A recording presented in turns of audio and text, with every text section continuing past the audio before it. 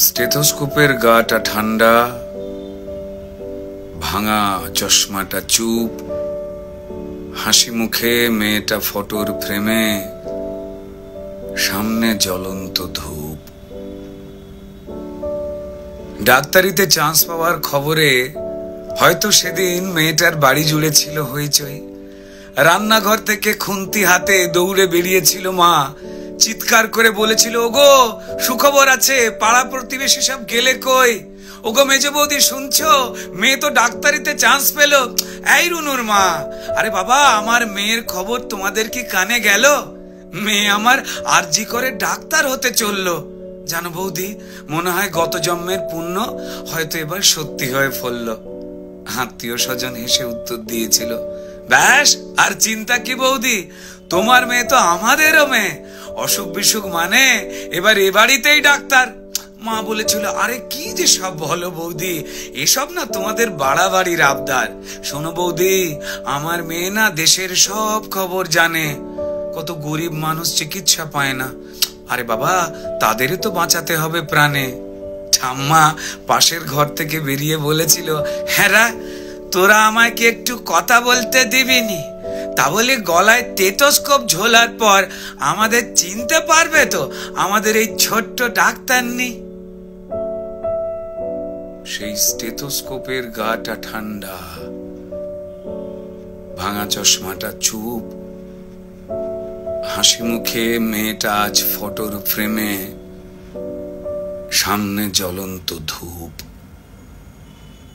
টানা 36 ঘন্টার ডিউটি দিয়ে মুমূর্ষু রোগীর সেবা করে বন্ধুদের সাথে খাবার খেয়ে গলার স্টেথোস্কোপটা খুলে মেয়েটা ঢুকেছিল সেমিনার ঘরে।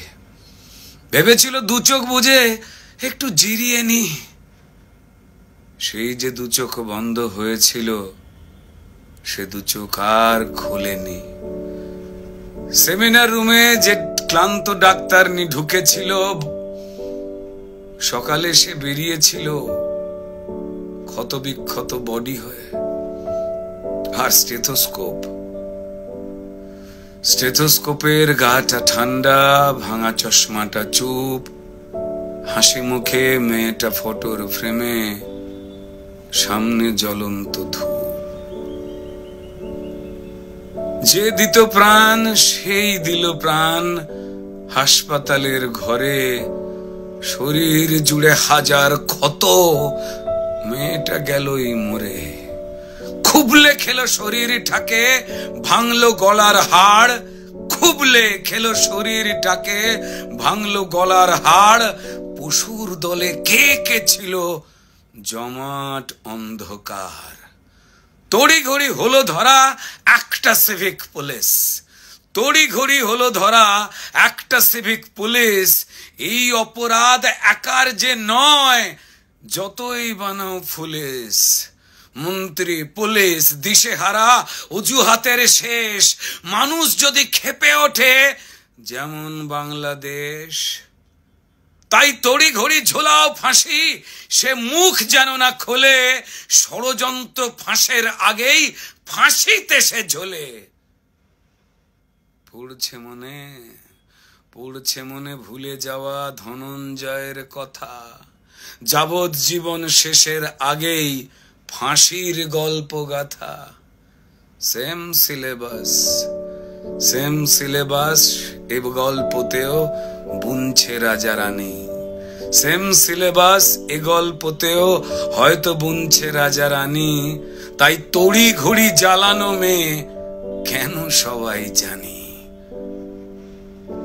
শুধু জানলো না মেয়ে চিতে শুয়ে তার কি অপরাধ, ভোটার লিস্টে তার নামটা কেবল শুধু বাদ।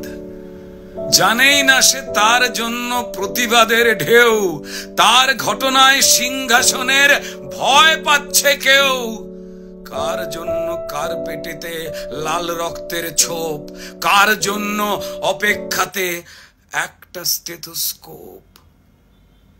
ওই স্টেথোস্কোপের গাটা ঠান্ডা, ভাঙা চশমাটা চুপ, হাসি মুখে মেয়েটা ফটোর ফ্রেমে, সামনে জ্বলন্ত ধূপ।